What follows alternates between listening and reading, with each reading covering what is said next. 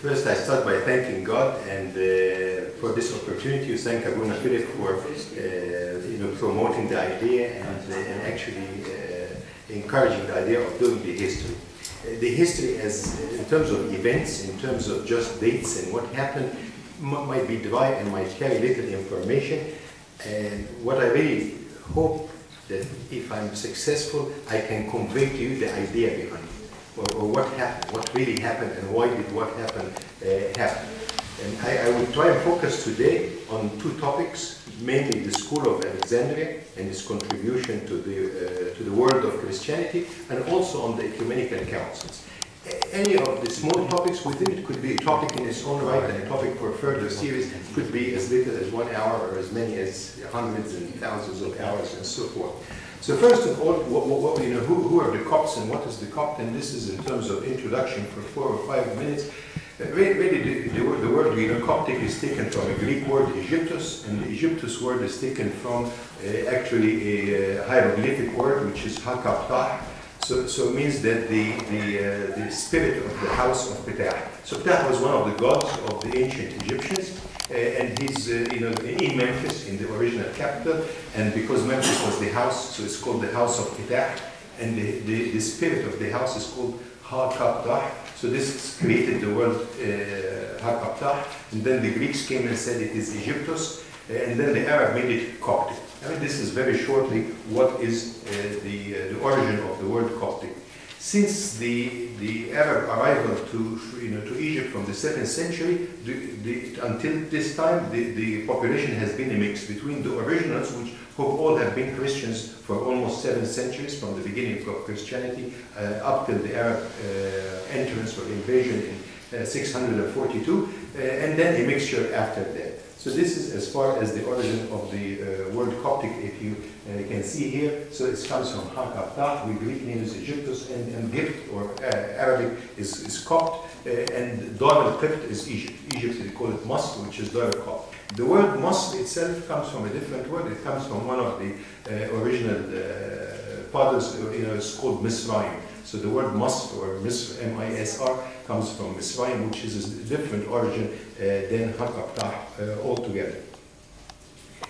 So some parts in the original part of Egypt, really the 1st century, I will not go into that in great detail, but basically the Holy Family came to Egypt as evidence from the Bible. The main evidence is from the Bible. There are 3 other historical evidences for the arrival of the Holy Family in Egypt, because many people who like to discuss religious things, they like to say that we always rely on the Bible, the Old Testament or the New Testament as the only source, even if it disagrees with other historical documents. But there is really 3 historical documents that suggest that there was really a trip by the Holy Family to Egypt. It's estimated that this trip was 3.5 years old, from the time of Herod the Great. Herod the Great was an Edomite that ruled in part of Palestine at the time, and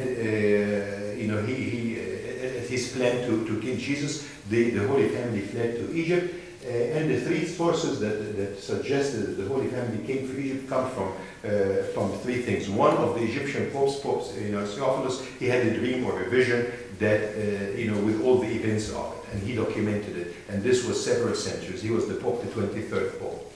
The other person was somebody in Rome, and he was a theologian called Hippolytus, and Hippolytus wrote all documented that history from tradition. So this is a 2nd century details of the whole trip of the Holy Family trip to Egypt as well. So this is as far as the Holy Family. This is one of the paintings from the Gallery of London. It is called Anno Domini. It's a very famous, Anno Domini means the year of Christ. And it's very famous because it shows in the middle, which is in the very center, is Isis, the god, the famous Egyptian god, and in front of her the dancers, and after her the singers, and it was very important. And then there was a poor farmer or peasant and so on, and the poor baby there. This was Saint Joseph, Saint Mary, and baby Jesus. And as they say, the goddesses has disappeared together with all those important people, but the baby's history is still well known all over the world by everyone. It's a very famous painting in London.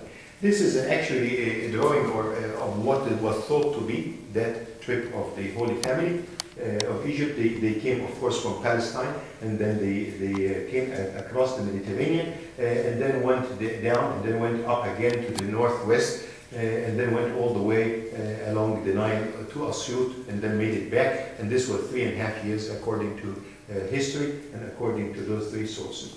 There is lots that we can talk about at this point in time. You know, I thought it would be a good idea. You don't think we can get the computer here so that I look at the screen instead of looking up there? Or maybe another time. You know, the laptop itself? No, it's not going to work. Okay. There's wires attached to it. Huh? Yeah, that's just fine. It might disturb it. Okay. Yeah. So basically, lots of ancient things about the Holy Family trip to Egypt.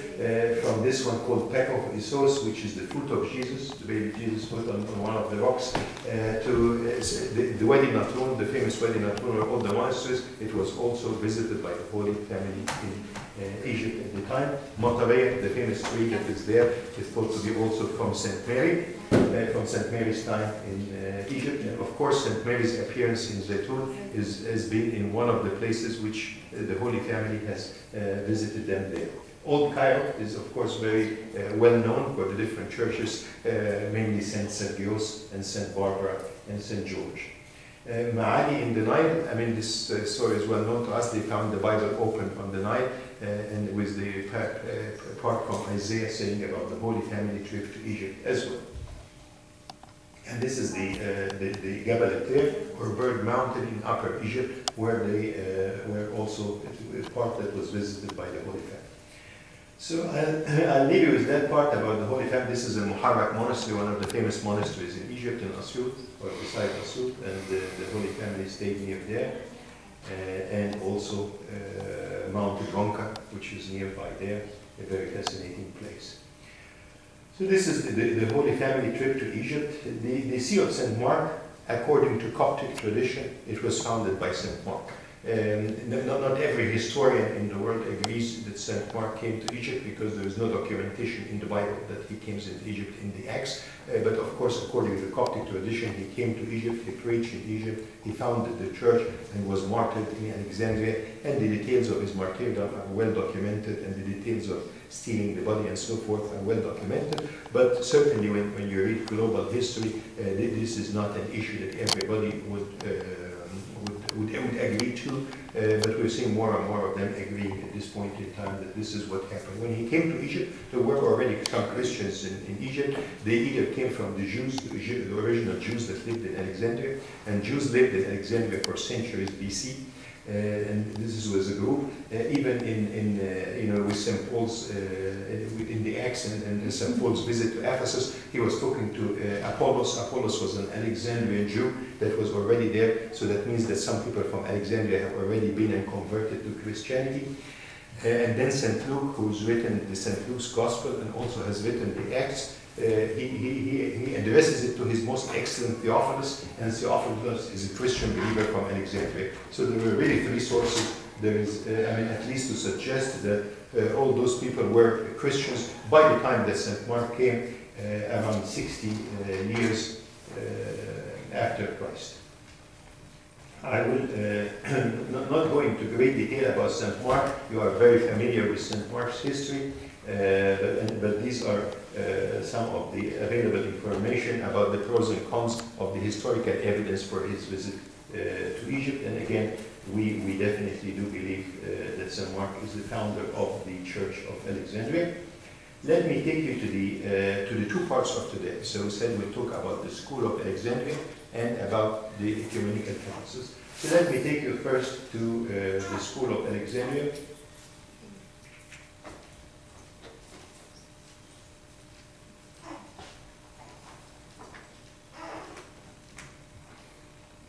Okay. So the School of Alexandria is an old school. Before it became a Christian school, there was a school in Alexandria for learning for at least 3 centuries BC. I mean, at least 3 centuries BC. The most documented history of Alexandria is that it was founded by, thank you, so sorry. It was founded by the School of Alexandria. Alexandria itself was founded, of course, by Alexander the Great. Then Alexander the Great died in war.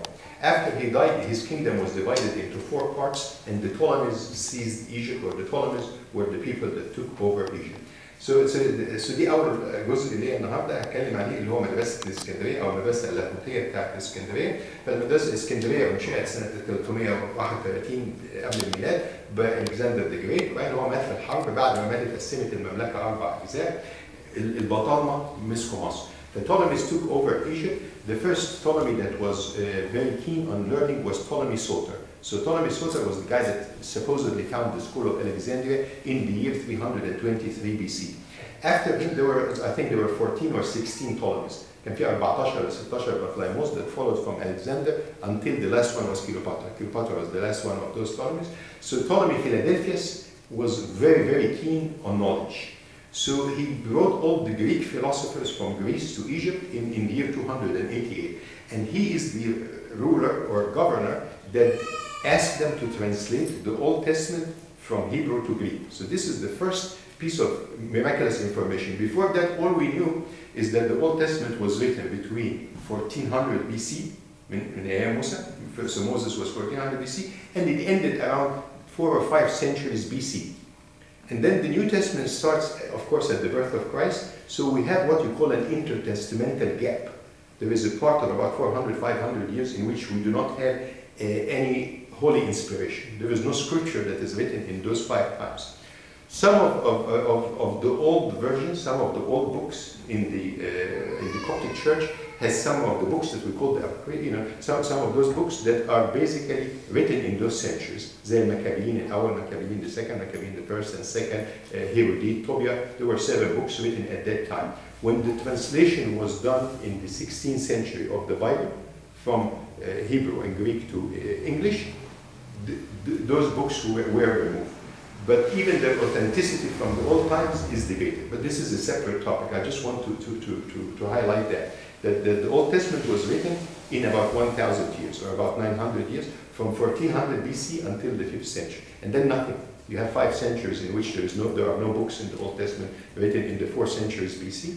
And then of course, from Christ, the first Bible is written by St. Mark. So St. Mark written the first, although it is Matthew, Mark, Luke, and John, but Mark was the first one written.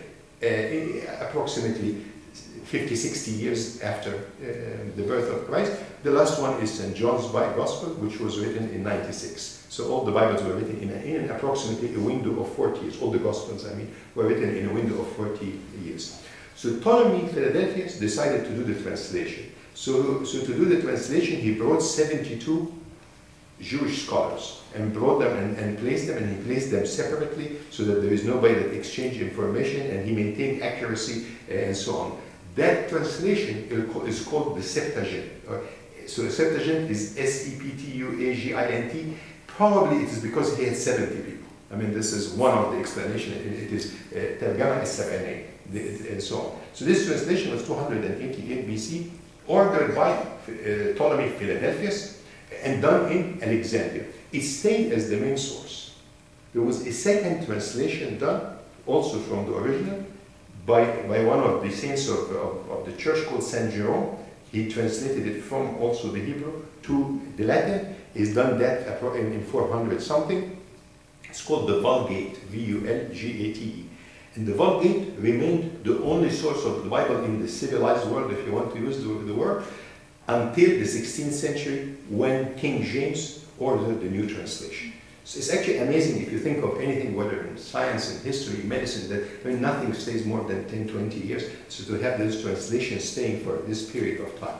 There were several translations done by the School of Alexandria, and I'll highlight those. And it shows you the magnitude of information. And I quote that personally. They asked Pope Shenouda about, actually, we were there as kids 40 years ago in Alexandria, so they asked him, as he is one of the legendary scholars that ever existed, so they asked him, why don't you do a translation for the Bible? Originally it becomes a Coptic translation rather than we're relying on translation of King James from English to Arabic, and King James itself was translated from Hebrew to English. So he answered very honestly, he said, we simply do not have the magnitude of the scholars that understand Greek and Hebrew and theology and philosophy and can put that all in one together to put one accurate translation. I guess you want me to do is he said that it is done in the era of Pope Shenouda. He said, this is not what I'm after. I mean, it was, I think, a fantastic answer from probably one of the most brilliant leaders. I think when history is said and done and all our generation goes and so on, people look back at somebody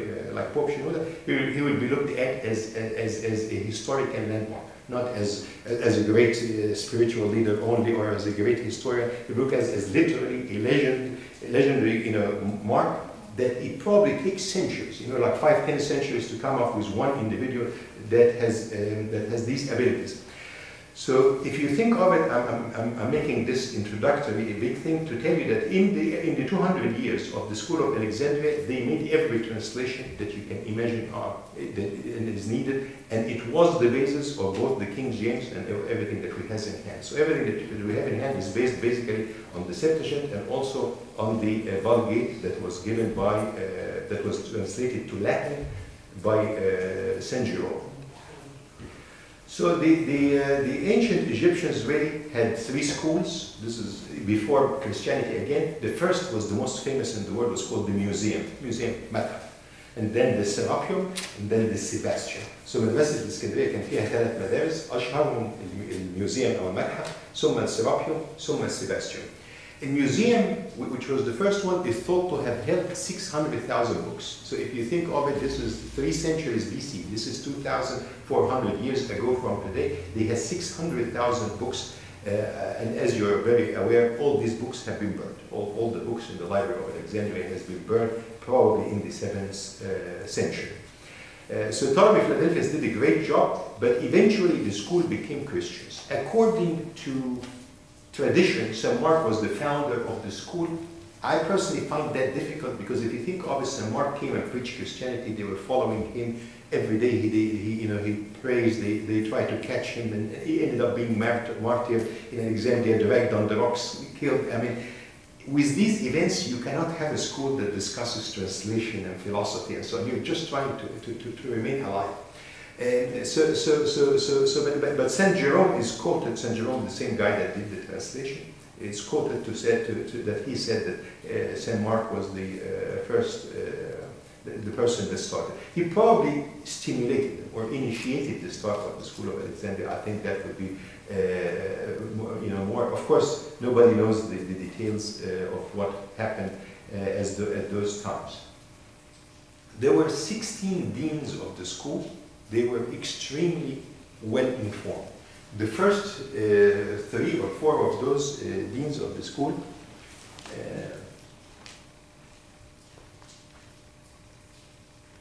these are their names. The first 3 of them became popes, and then the 4th, 5th, and 6th, which is Pantaleon, Clement, and Origen, are the most famous 3 in the history of Christianity of that era, and probably until today. And then 7 and 8, Heraclius and Dionysius were also popes. So you can see that, popes and above were taken from this group of people. So the School of Alexandria was a very serious school. It ended by its full closure after the Council of Chalcedon. They closed the school because they felt that they wanted really to punish the Copts from splitting from the Church of Constantinople. So the emperor was there, so he wanted to punish them, so he closed it, and he took the last dean, he took him to Palestine, to Caesarea, and so forth. Those guys have been through all the persecution of the Roman Empire. We'll not cover the Roman Empire today, but I will try to cover in the next 10 minutes 3 of the most famous guys, which is number 4, 5, and 6, Pantaleon, Clement, or Clementus. It's said in all our hymns, and so Clementus, Origanus, and so on. And of course, Origen. These are the most famous 3. Heraclius, number 7, he was the first guy in the world to be called the Pope.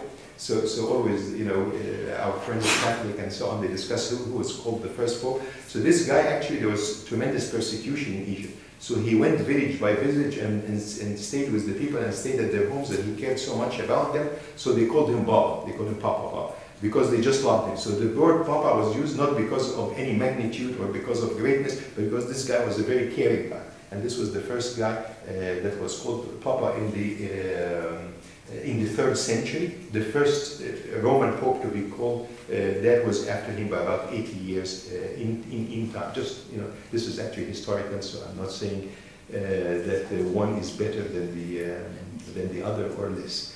The others are very famous: Dionysius, Theognostus, Pyrrhus. Pyrrhus was also very, very famous scientist. So Saint Peter, the last martyr, used to call him Oregon Junior. Like, I mean, you can't be more than the Oregon Junior and so on. But Didymus the blind was a blind man. He became blind at the age of 4. So he made the braille for reading. He made and so on, which was 14th, 15th centuries. I mean, before the current reading available for the blind. Rodin was the last dean in the school of Alexandria, and the school was shut down in the second half of the 5th century. So why are we, making this big deal about the school of Alexandria? Again, most of the deans were the patriarchs. These are Emiliostos, Eumenius, Marcianus, Heraclius, Dionysius. The first 5 became popes. Also others became priests, like Clement of Alexandria, Pyrrhus, Theognostus. And then even some of the students were very famous, like St. Peter. We call him Khatem al-Shuhada, Botros Khatem al-Shuhada, or St. Peter, the seal of martyr. Archelaus, his student. Even Athanasius was one of the students of the school, and Athanasius was not even the dean of the school, was one of the students of the school.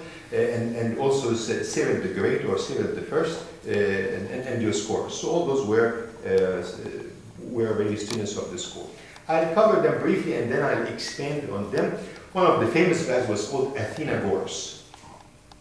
So Athenagoras was one of the most famous guys. He was a pagan. I mean, remember that at this time it was a time of conversion from paganism. There was no Christianity to Christianity. And then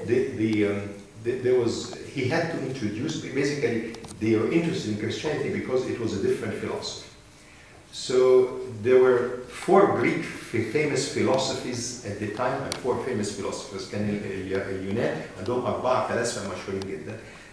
The most famous was Aflaton, Plato, and then Aristotle, and then the third one is called Stoic, and the 4th is the Epicurean. So there were 4 schools of philosophy in the world. They are all the 4 Greek schools of philosophy. We all have read about them and heard about them in the Bible. So, for example, St. Paul, when he was arguing with the goddess, with the people about whether there was a resurrection or there was no resurrection, they told them if there was no resurrection, let's say like the Epicureans, let's eat and drink because we're going to die tomorrow. So this quotation shows you how much that the Epicurean philosophy was so well known that he is debating with his guys about the Epicureans. The Epicurean was famous. Of course, Aristotle and Plato were very important people. Why important? The whole 2 schools of thought in the world was the school of Antioch in Syria and the school of Alexandria. So the school of Alexandria was along the lines of Plato, and the school of Antioch was along the lines of Aristotle. So Aristotle is the first guy that introduced evidence-based. So even in medicine today's, they talk about evidence-based medicine, that you have to say there is a reason why you do the treatment this way. Before that, if you were just an important guy and you said, we do this because I want to do it this way, that was good enough. Now that is not accepted. So there is evidence-based. So Aristotle was the first in the world to say that for everything there have to be a reason. So that's Aristotle, very famous, of course, Greek philosopher at the time. So Athenagoras was pagan. He was converted to Christianity. They called him the Christian philosopher. He was the first known apologetic. So what does the word apologetic mean? It doesn't mean apology like I'm so sorry that I said so. Apologetic, the guys that were pagans were accusing the Christians that they do things based on nothing, that they come up with some crazy idea, that there was a carpenter, the carpenter was crossed, and we believe in him. So they had to defend that. So those defense theses were called apologies, and the guys that wrote the defense thesis were coined apologetics. So he was the first apologetic, and he's written a very famous thesis to one of the most famous 10 Roman emperors, whose name is Marcus Aurelius. We read about Marcus Aurelius in Synaxarium last week.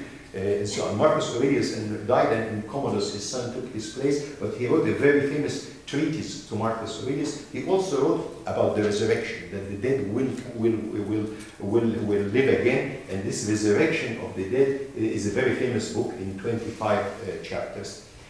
Athenagoras was an important guy. Athenagoras ده كان راجل مهم. فمن تلامذته 2 من اشهر الاثنين اللي بعديه اللي هو Pantaeus and Clement. So after Athenagoras came 2 students, Pantaeus and Clement. Pantaenus and Clement were very important guys in the church. Pantaenus really is the first to introduce philosophy. He also preached. He preached in India, he preached in Yemen, he preached in Arabia.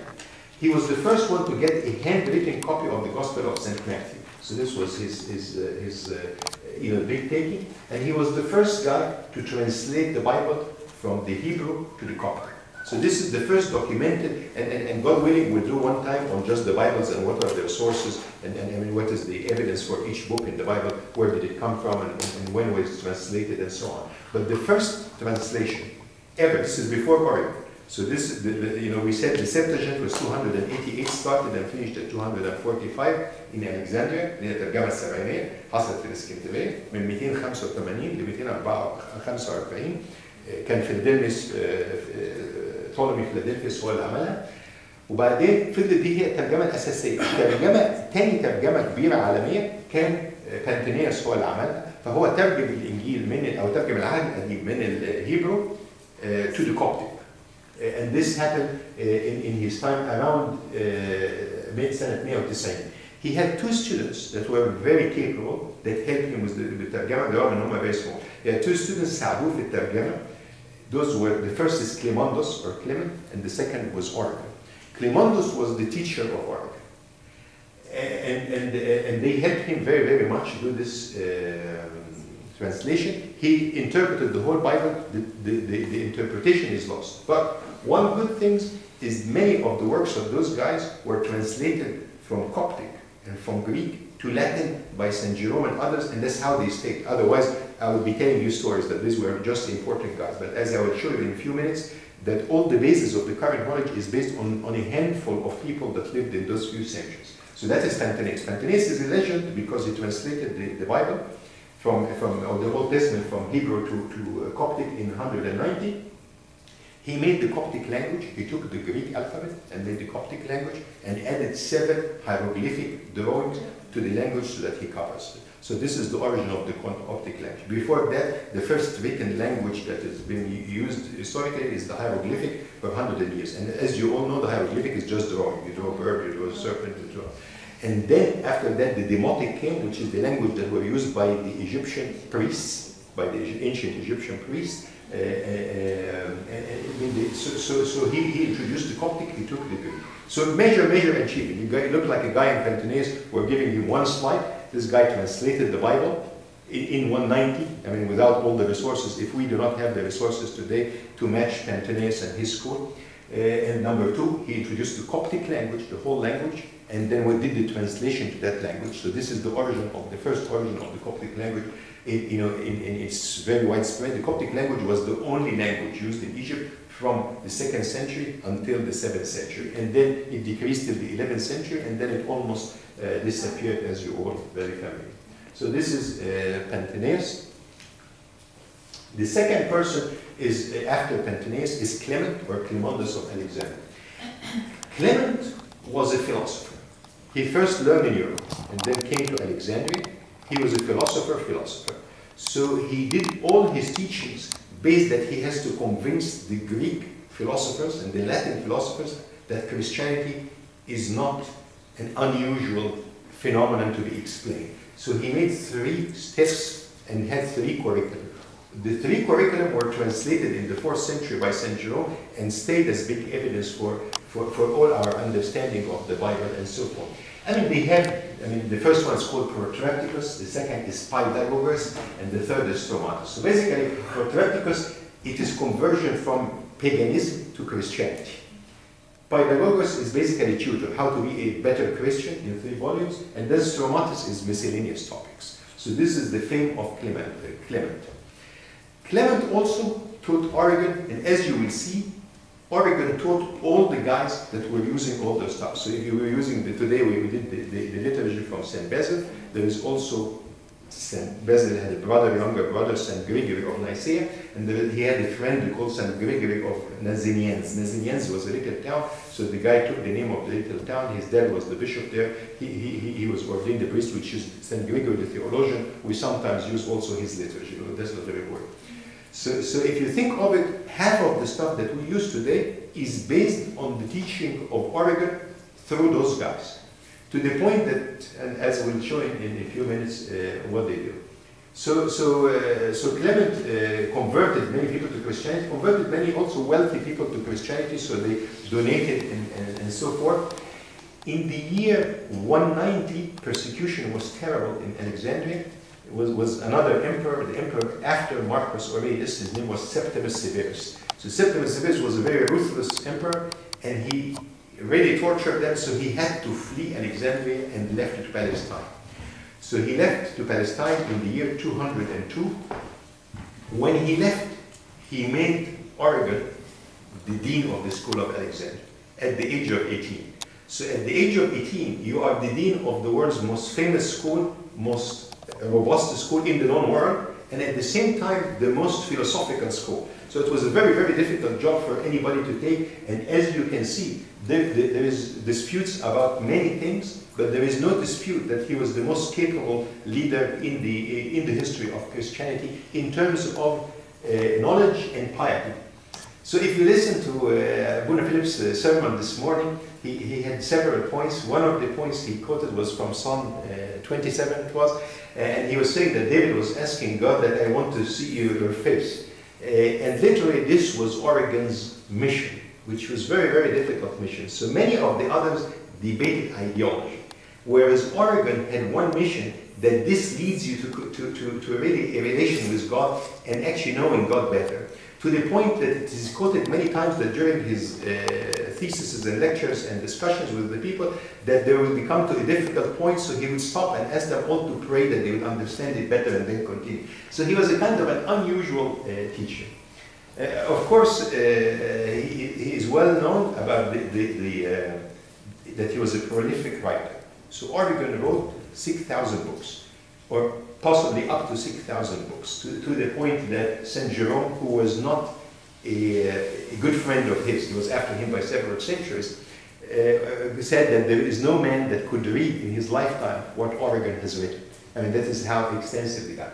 Many of them are very important. The first one is called Principalities. There were 4 books that he's written about, Christian, principles and the faith. The second book, there was defense, what is called an apologetic, to one of the pagan philosophers called Celsus. So he wrote 8 books to Celsus called Contra Celsus. The third was exhortation to martyrdom. He tried to get to actually be martyred several times. Somehow it didn't work. At the end, he was tortured and died after the torture, but he tried. So when his father's name was Leonidas. So Leonidas was captured by Septimus Severus, and they were about to kill him. So if he said anything that he doesn't believe in Christianity or anything, they would release him. So he sent him a message. He said, "You never dare to get away. You die, and we'll take care of things," which was a very brave moment at his time. He was a very young kid. So actually he got dressed so that they would kill him at the same time. So his mother hid him all the clothes so that he cannot go out, and he didn't go out. Then several times he went with many of his students so that he gets martyred as well. For some reason they didn't kill him. His most famous book, however, is called the Hexpala. And it is spelled differently. It's either Hexpala or Hexapla, and I'll have to search that better.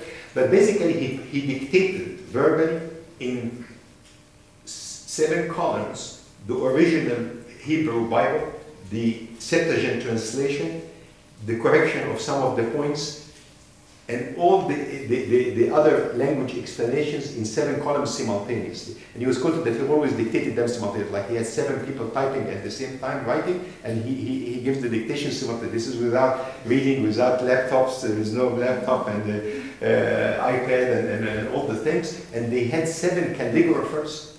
Basically, they write nicely what he has typed to document it. And it remained the main source of the Bible until Jerome's time. So it is said even among Protestant historians that document the life of the first church, they hold basically the Church of Alexandria in the highest esteem. I mean, they hold it that. I mean, in summary, the 2 most famous quotes is actually one of the guys called Bruce Shelley, who was professor of theology in Denver University. he died in 2010, 4 years ago. He's written that there is no other church that has ever contributed to the Christian world more than the Church of Alexandria in the first 5 centuries. And there is also one of the Dominican guys said that there is no question that the contribution has been basically, the basis for what all we know.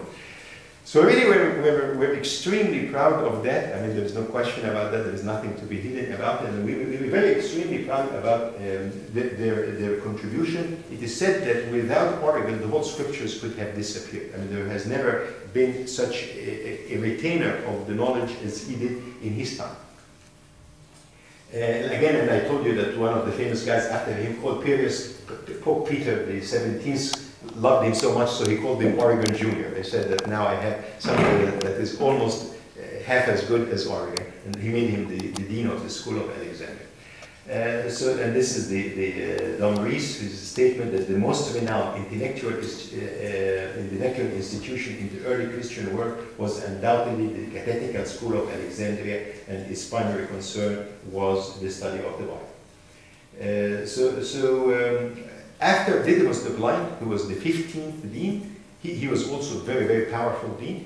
Came Rodan, and then, like we said, the Chalcedon Council came, and the Emperor of Constantinople became very upset from the courts, so he shut the school. Basically, everything was shut down. I mean, from that point, there is a book by Ambrosius, who was the bishop of Glarbia. He died in 1987, he died 20 years or almost 20 years ago. There's a very famous book called the History of the Church of Alexandria from 451 to 652. Basically, 451 is the Council of Chalcedon, and 652 is the. I mean, I think if if you have time, definitely it's a book that is worth reading. A great book, except it will leave you with deep sorrow and significant frustration. I mean, honestly, I read it in 1 week, in 5 days, and at the end of every day, I felt I'm at the lowest point of my life. I mean, basically, it was miserable history. I mean, miserable history.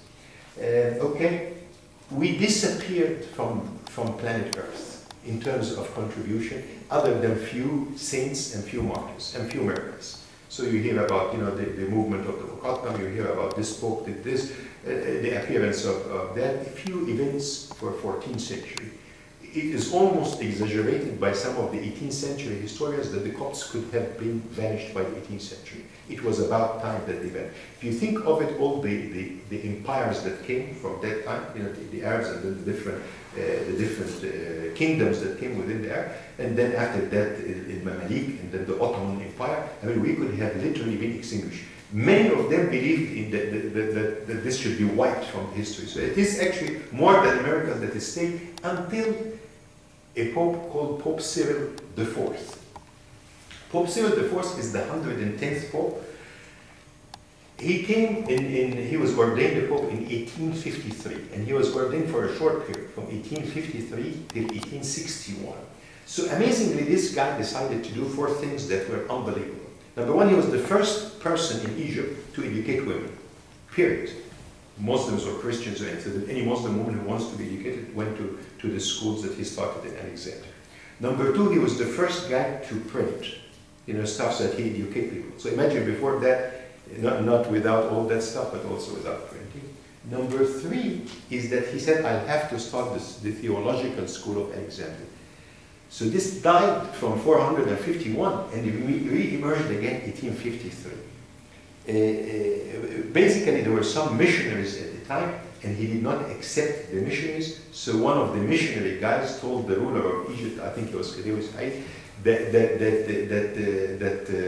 Pope Cyril IV does not want the rest of Africa, or want to turn them against Egypt. So he attempted to poison him twice. On the first attempt, he failed. He actually invited him to the palace and gave him coffee, and basically he with arsenic, and he failed on the first attempt. On the second attempt, he succeeded, and he actually murdered Pope Cyril IV in 1861.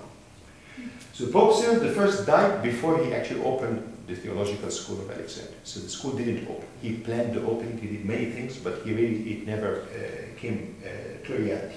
The Pope after him is the longest ruling Pope till today, is Cyril I, Carolus Urgans. So Cyril I came in 1874. Fifth. The fifth. Cyril the fifth. The fifth. Yeah, The fifth. you said the first. Yeah, I'm sorry, the fifth, yeah. The fifth, yeah. which is the 112. So احنا قلنا ان في كورولوس الرابع وكورولوس الخامس. كورولوس الرابع هو اللي عمل المطبعه، هو اللي علم البنات، اول واحد فتح مدارس بنات في اسكندريه. And he wanted to reopen the school of Alexandria, a theological school, مش يعني regular school, but he was murdered in 1861 by the ruler of Egypt as documented in history, and never seen the school that he wanted to open. So Cyril the fifth came after him and he opened the school. He opened the school on November 29, 1893, and then a century later, after Cyril the fourth, Pope Cyril the sixth, Carolus II, our famous Pope, he really opened the big school, and he named it, of course, and he opened it on the day of Cyril the fourth in great recognition. It was headed by three famous guys. I mean, the new school was headed. The first guy was Yusuf B. Manarius. Yusuf B. Manarius was the famous guy. After he died, Habib Effendi Gergis, and then after that, Ibrahim Atiyah. Ibrahim Atiyah probably was a priest. I'm not sure. I mean, although he was supposedly closer to us in terms of time, but these are the three guys: Yusuf Manarius, Habib Gergis, and Ibrahim Atiyah. Many of the famous people that have contributed to the church in the 20th century are the product of the theological school. And like I said, Cyril the sixth, he was ordained in 1959 and went to heaven in 1971, and he opened the big theological school 100 years after the departure of Cyril the fourth in full. He did really, I mean, the Pope Cyril the sixth was a great saint, as you all know, as you know, all the time. But he did some some unbelievably wise decisions. He was not the best speaker, and he was not the most the best teacher he had. But he ordained the three guys that transformed the 20th century for the Egyptian church.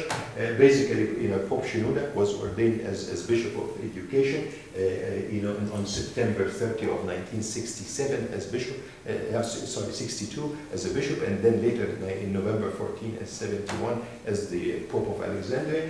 And of course, Bishop Gregory, he made him Bishop for Coptic culture, theological studies, and scientific research, of course, men of legendary magnitude and tremendous source of knowledge. And then he also ordained Bishop Samuel for the service in Egypt, and Bishop Samuel was a very wise and active man. He was a lawyer by background. He was a very wise man. So the three really did a phenomenal job. Within many bishops that were saints and so on, but they are not known in terms of education. But there is no question that, again, when centuries pass and you look back at this time, you will see that really Pope Shenouda transformed the Coptic Church from the lowest level as far as education to where we are now, which is really, where we're all very proud of. So a little bit more about some of those guys in the school of Alexandria. Clement, again, is the legendary guy. He's the guy that was the teacher of Origen. He was born in 150. He studied under many people in Europe. He studied in Athens. He studied at different places. And then he came to Alexandria to study under Pantaeus. And then after he came to Alexandria, he was ordained a priest. He was the first to match الفلسفة اليونانية مع المسيحية.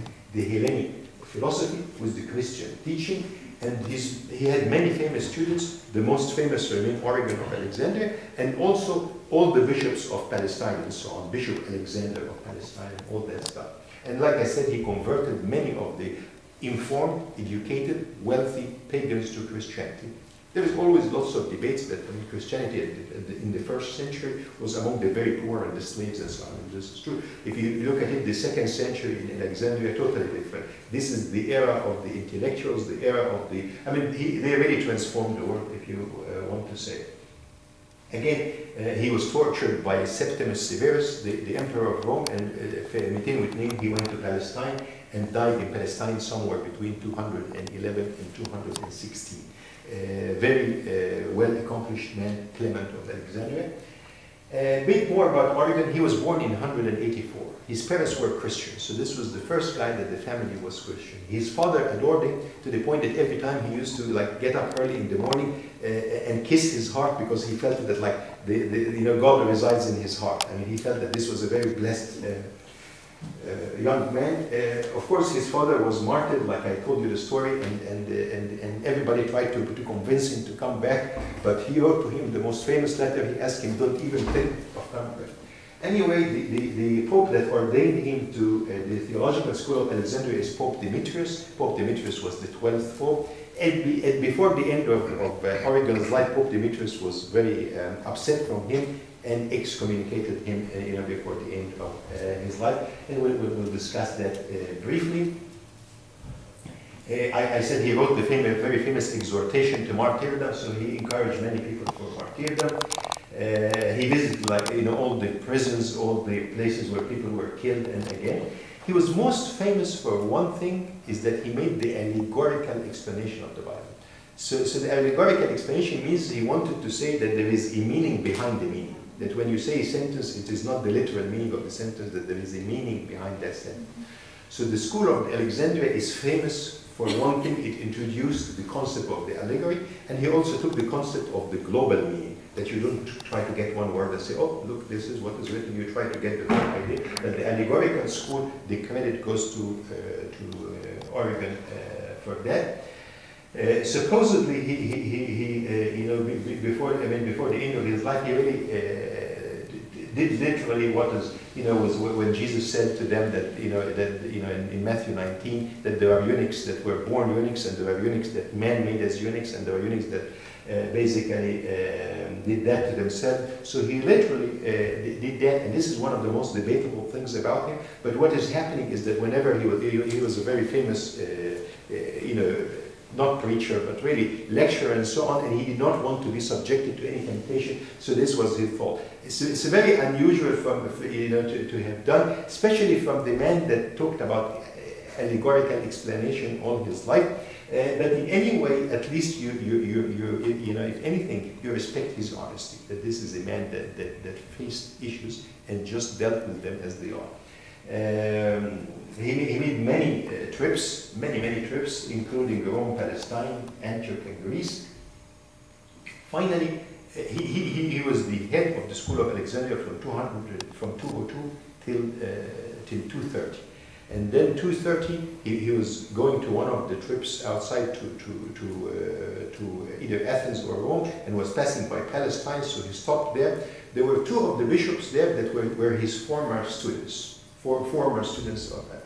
One is called Alexander, which was the bishop of Jerusalem, and the second was the bishop of Caesarea, which at the time Caesarea is a city still now in Israel, currently in current Israel, on the Mediterranean. The bishop of Caesarea and the bishop of Jerusalem literally adored Origen. They considered him the ultimate source of information. So when he passed by them, they asked him to come and stay and speak in their cathedrals and so forth. And he was a layman. So they sat and listened to his speeches. At the time, there was a tradition in the Coptic church, and it's told that the bishop cannot listen to a layman. I mean, they're talking about Christianity. I mean, he can listen to him talk about architecture or about this, but not about Christianity and so forth. So this was considered something that is unacceptable, because the bishop was the ultimate source of divine wisdom. So he wrote to those bishops, he said, how do you accept? I mean, you are the bishop of Jerusalem and you are the bishop of Caesarea, two of the most famous four cities in the existing world, and you are listening to a gentleman that is coming to your church. So they replied to him, they said, there is nothing that prevents us from listening. So he said, no, that's unacceptable, and will literally annihilate him. So they ordained him a priest. So he has a priesthood degree.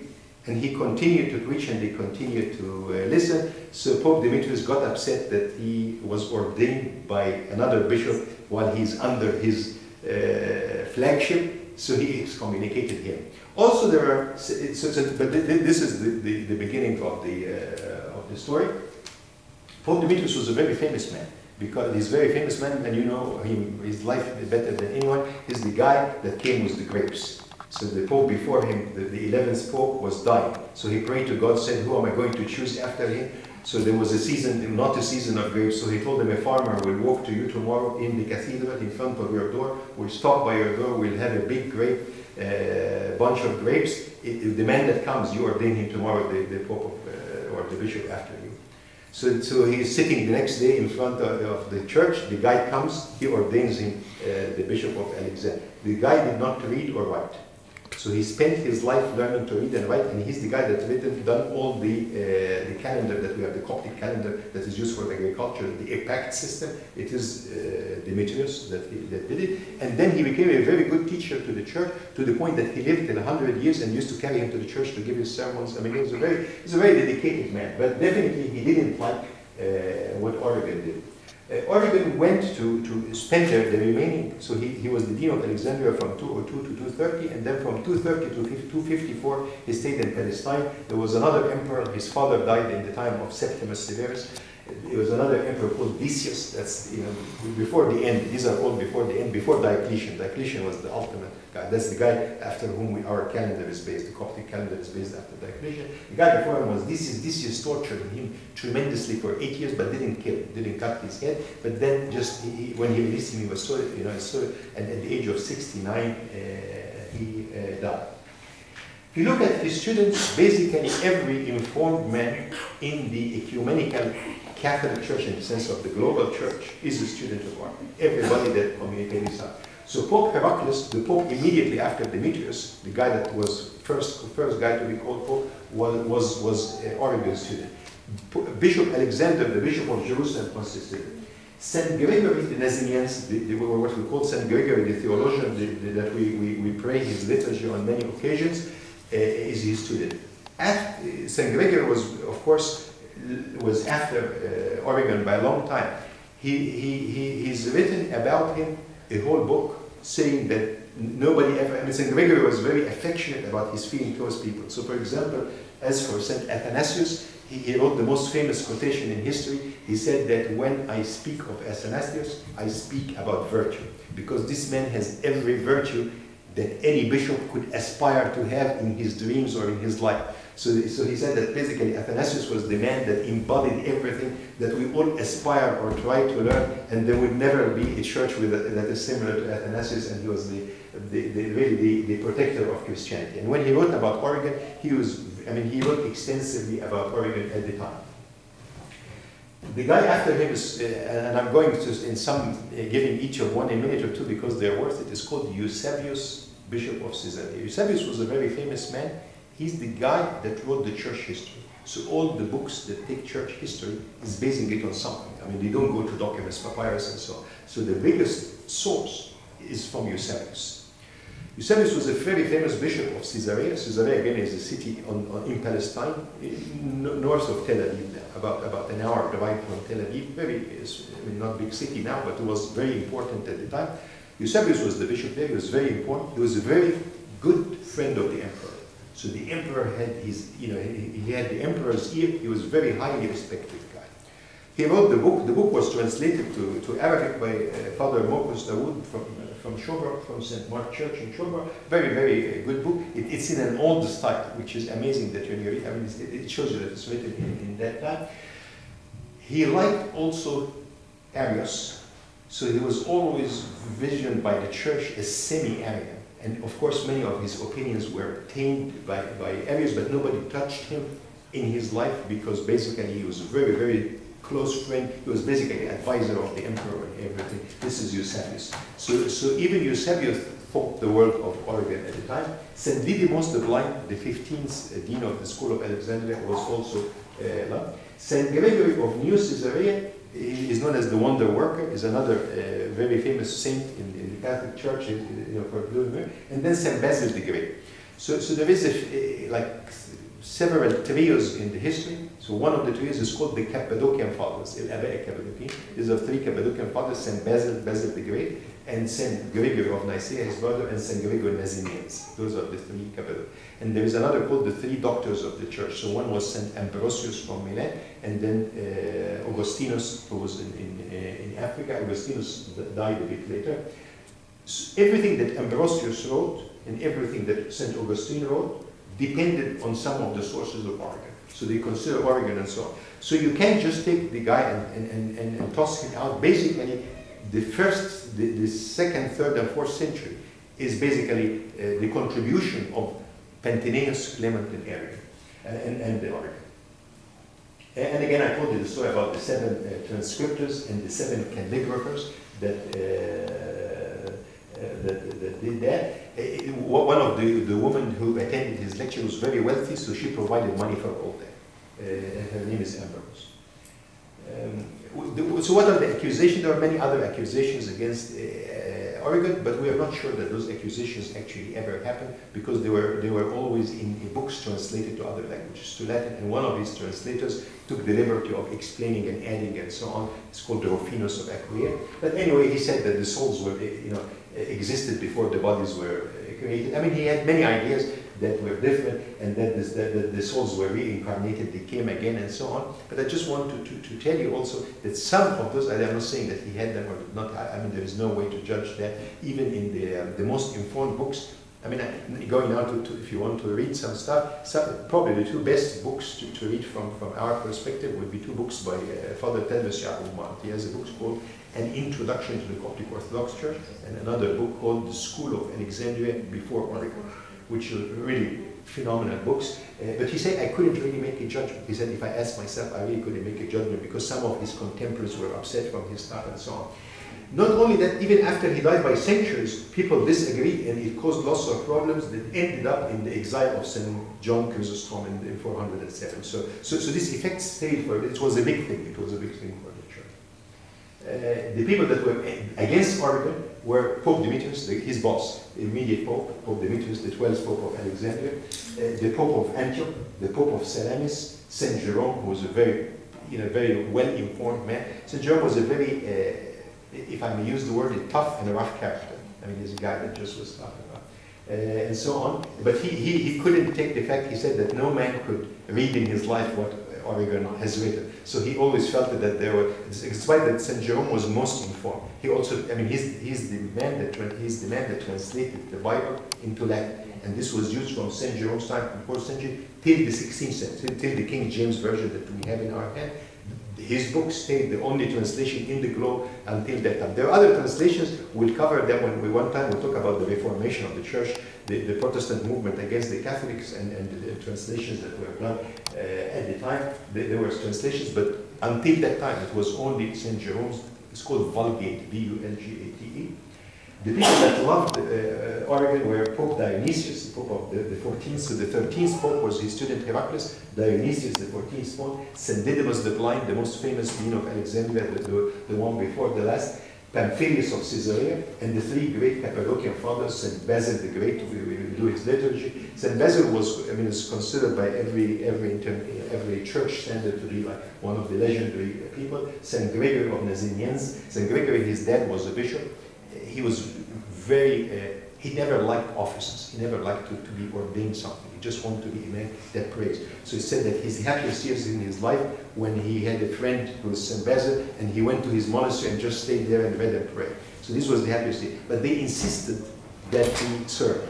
So they ordained him a priest, and then after they ordained him a priest, they also ordained him to higher roles as well. And also the emperor insisted on taking him to defend the Christianity against some of the heretics. Of course, even St. John Chrysostom. St. John Chrysostom is definitely worth it on its own, and this was, he is one of Origen's admirers. Long time after Origen, there were some of the monks that were supporting them. They're famous monks. I'll just say the story this time. It's called the Toll Brothers, the 4 Toll Brothers. They loved him very, very much. And then the Pope, this is way down, there was the Pope the 23rd, Pope Theophilus the 23rd. Initially, they were very powerful, so he couldn't really deal with them because they had tremendous political power among the monks. So he stayed quiet, and then a little bit later he had the upper edge, so he really excommunicated them. So they went to St. John Chrysostom. St. John Chrysostom was in Constantinople. Before that, he was in Antioch. So St. John Chrysostom wrote a letter to St. Theophilus to help them out, to try to resolve the issues. He mistaken the letter. He thought that he's overruling him. So it reminded him of what happened with Origen, and Origen was the other Pope. Origen was with Demetrius. This was Theophilus, with St. John Chrysostom. So he ended up that he he went along with the emperors at the time, and really they excommunicated St. John Chrysostom, and he was exiled and then brought back. The first time storm happened and we brought back, and then there was another time he was exiled and died. St. John Chrysostom died in 407 in exile following this event. The Pope, after he immediately regretted that and returns, and of course we mentioned St. John Chrysostom in the liturgy. Didymus the Blind and so on, lots of things about him. I will not go to martyrs and so on. I could stop at this point, or could cover a bit of the ecumenical councils and overline. I think I've, whatever. Let's make it next time. Never make it next time. Because it's very important issue. Yeah, inshallah. So God willing, we'll do the ecumenical councils in another time. Thank you.